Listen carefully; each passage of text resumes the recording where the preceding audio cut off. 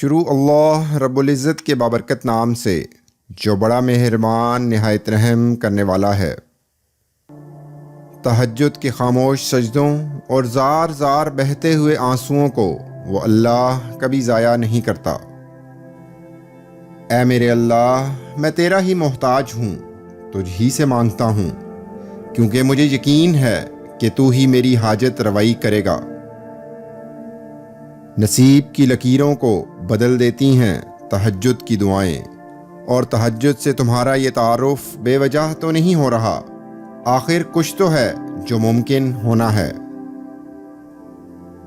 کبھی کبھی زندگی اس جگہ آ پہنچتی ہے کہ آگے کوئی راستہ نہیں اور واپسی کا بھی کوئی تصور نہیں، پھر معجزے ہوتے ہیں دعاؤں سے، اور کن فیکون سے تقدیر بدل جاتی ہے۔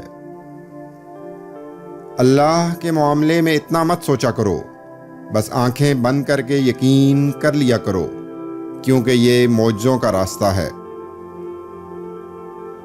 اللہ کہیں نہ کہیں سے راستہ نکال ہی دیتا ہے کہ وہ اپنے بندوں کو پریشان نہیں دیکھ سکتا۔ اگر تم اکیلے ہو اور کوئی ساتھ نہیں دیتا تو جان لو تہجد رب سے ملوانے کی طاقت رکھتی ہے۔ تہجد کی دعائیں جب نصیب کے روبرو آ کر کھڑی ہو جاتی ہیں، تب کچھ بھی ناممکن نہیں رہتا، تب چار سو کن کی صدائیں گونجتی ہیں۔ مجھے معلوم ہے اسے کیسے منانا ہے، بس تہجد اور کچھ آنسو۔ مصیبت کا مقابلہ صبر سے کرو اور نعمتوں کی حفاظت شکر سے۔